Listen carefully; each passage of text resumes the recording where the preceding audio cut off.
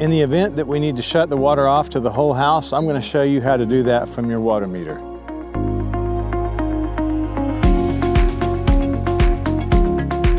In this meter box, and you see I've already removed the entire concrete lid.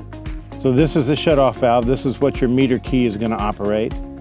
And it's a quarter turn valve.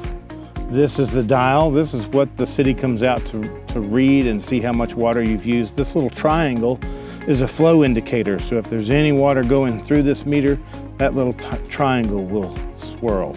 Meters are all different. Some of them are quarter turns, some of them are half turns, some of them you can just spin them and spin them and spin them, and you need to know where the off position is.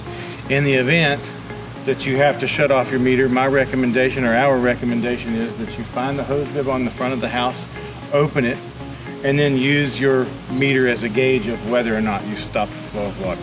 I had to turn this meter key 180 degrees and it hits a stopping point.